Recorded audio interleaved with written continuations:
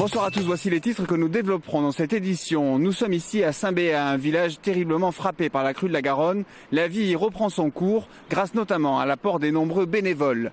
Dans ce journal, nous ferons également un point sur le logement dans le Grand Toulouse avec un zoom sur l'habitat social. Et puis il y avait du sport ce week-end et une fois n'est pas coutume, du rugby à 13 à Ernest-Vallon avec les Dragons catalans en Super League. À Saint-Béat, une semaine après la crue, on est encore à évacuer la boue. 27 maisons sont sous arrêté de mise en péril, fermées pour éviter tout danger. Ce n'est pas le cas de celle de Jean-Pierre Pelette. Voilà 29 ans qu'il a acheté cette résidence secondaire. Il est venu de Charente-Maritime pour constater les dégâts. Donc 1,31 m de niveau, quoi. Donc frigo neuf, tout était neuf, donc tout à la poubelle. On pense surtout à ceux qui travaillent, quoi. Ceux qui vivent de ça, quoi. C'est quand même autrement plus embêtant pour eux. La quasi-totalité des commerces de la ville ont été ravagés. C'est le cas du bar d'Alain Rebenato. Installé depuis 16 ans, il est à la tête de l'association des commerçants. Il attend des aides concrètes après le passage de François Hollande. On est à Saint-Béat et c'est un petit village, j'espère qu'on ne sera pas oublié. Parce qu'on l'est déjà un petit peu, je ne sais pas si vous avez vu, regardez dans les rues sont très vides. Et les promesses, ça ne fait pas tout. C'est de l'argent qu'il nous faut, c'est de l'argent pour manger. Parce qu'aujourd'hui, là, on va tenir tout cela. Mais combien de temps? Très peu, très peu. L'espoir à Saint-Béat, c'est sous la halle du village qu'il se trouve. C'est le point de regroupement des bénévoles. Moins nombreux que ce week-end, ils continuent tout de même de prêter main forte, à l'image de Josiane Murau, venue spécialement de Caser ce matin. C'est spontané, je pense qu'on ne se pose pas de questions, on a du temps libre, on rend service. Voilà. Donc là, c'est des repas gratuits pour... Oui, tout à fait, pour les habitants, les bénévoles, ceux qui sont là, présents à aider, à soutenir.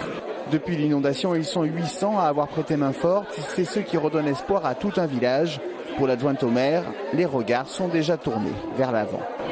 Hier soir, nous avions une réunion avec les commerçants et les artisans de Saint-Béat.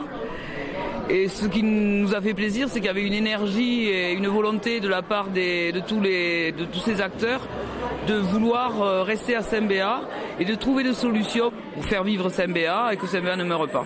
Et pour le prouver, elle précise que le Festival international du marbre de Saint-Béat se déroulera cette année du 5 au 27 juillet, comme chaque année. Bien dérisoire au regard des dégâts, mais une façon de penser déjà au jour meilleur. Toulouse Métropole fait le bilan de son PLH, plan local de l'habitat. Un bilan positif puisque la communauté urbaine a livré en 2012 8600 logements pour un objectif de 6300, parmi lesquels 2301 logements sociaux pour un objectif de 2200. Des chiffres qui ne sont pas sans conséquences. Sur toute la chaîne en termes de coûts, sur toute la chaîne par rapport à la mixité. Aujourd'hui, la mixité sociale, c'est surtout de faire que dans la ville, il n'y ait pas, des gens qui cumulent toutes les difficultés à un endroit et puis ceux qui sont très aisés au même endroit, parce qu'on sait très bien que l'évolution patrimoniale, l'évolution des écoles, l'évolution des services, divergent. Alors que nous, l'objectif, c'est qu'on ait quand même une certaine, si ce n'est uniformité, en tout cas un niveau qui fasse que chacun puisse trouver de la qualité. Toulouse Métropole a donc dépassé les 20% de logements sociaux imposés par la loi, même si certaines communes comme l'Union ou Tournefeuille font figure de mauvais élèves. Il y a un certain nombre de communes qui ont des difficultés, d'abord parce qu'elles sont pas loin d'être, au bout de leur territoire et donc ils ont des difficultés à faire des grands programmes qui permettent de rétablir le logement social. Et donc là, nous avons un travail avec Toulouse Métropole pour les accompagner, pour faire que l'engagement qu'ils ont pris, puisqu'il faut savoir que toutes ces communes ont pris un engagement d'être, dans le temps, conformes à la loi et donc nous les accompagnons pour qu'elles puissent le faire le plus vite possible. Toulouse Métropole s'engage aussi pour un environnement durable. En 2012, l'ensemble des logements sociaux sont des BBC, bâtiments basse consommation, un label qui devra s'appliquer peu à peu aux réhabilitations et rénovations et 10 écoquartiers sont en cours de construction. Les AED, assistants d'éducation, plus souvent appelés surveillants ou encore pions dans les cours de collège, étaient rassemblés devant le rectorat de Toulouse en début d'après-midi. La raison de cette manifestation, réagir à l'annonce des coupes budgétaires et donc d'effectifs que leur profession risque de subir dès la rentrée 2013. On parle de 2000 suppressions au niveau national, 120 pour l'Académie de Toulouse. Donc ça pose un véritable problème, d'autant plus qu'on a souvent des problématiques liées à l'encadrement des élèves, etc.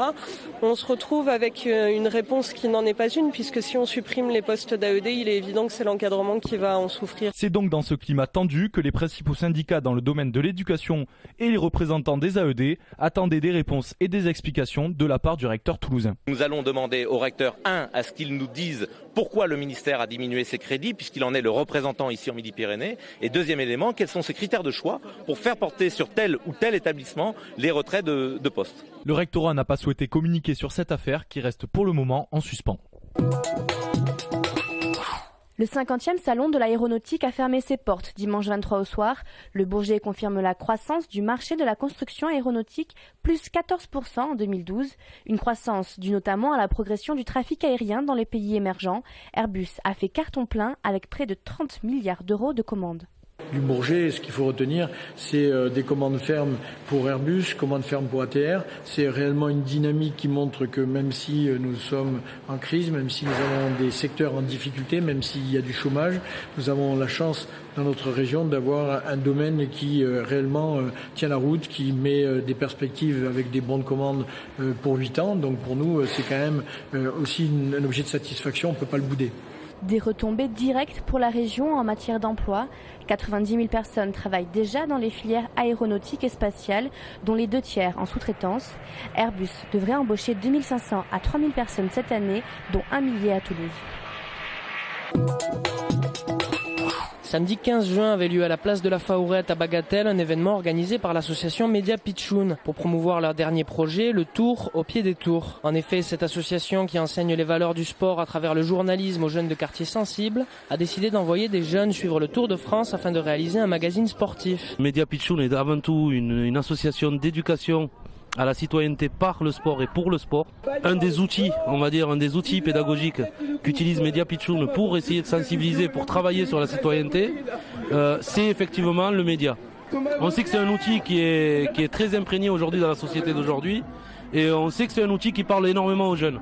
Pourquoi pas utiliser un outil pédagogique qui parle à tout le monde, qui met en avant tout le monde, qui valorise tout le monde, pour essayer de sensibiliser sur cette citoyenneté dans les stades, à travers le sport. 21 stands d'activité étaient organisés, soit un par étape du Tour de France. Au programme, parcours de vélo, cyclisme en tandem, course contre la montre ou encore simulation d'émissions de radio. Un concert était aussi organisé dans la soirée avec des groupes locaux comme celui des rappeurs de District 31. Tous les types de deux roues étaient au rendez-vous, de quoi s'entraîner avant de rejoindre la grande boucle. Le 13, c'est un rugby de mouvement où il y a de plus en plus de jeux de contact et pourquoi pas jouer dans une enceinte comme celle-ci et faire connaître aux 15istes un peu les méthodes 13istes. Samedi à Ernest Vallon, l'enceinte habituellement réservée aux rouges et noirs, le rugby à 13 version Super League s'est invité dans la ville rose. Une délocalisation réussie. Venir à Toulouse et au stade Ernest Vallon, c'est un beau rendez-vous. Je crois qu'effectivement, il faut remercier les Dragons catalans d'avoir délocalisé ce match à Toulouse. Les Dragons catalans, la meilleure équipe 13iste de l'Hexagone, s'apprêtait à affronter l'équipe anglaise de Hull. Près de 15 000 spectateurs avaient fait le déplacement et pour eux, le 13 n'a pas d'équivalent. Tout joueur doit être capable de faire des feintes de passe, des croisés, des redoublés, alors qu'à 15, c'est peut-être pas tout à fait le cas. Au niveau des courses, le 13 est plus exigeant. Pour l'anecdote, Hull s'est imposé d'un petit point 22-21 à l'issue d'une rencontre enlevée. 4 essais inscrits de part et d'autre, un rugby de mouvement permanent, rafraîchissant. D'ici 2015, le Toulouse Olympique 13 espère d'ailleurs rejoindre son voisin catalan au plus haut niveau européen.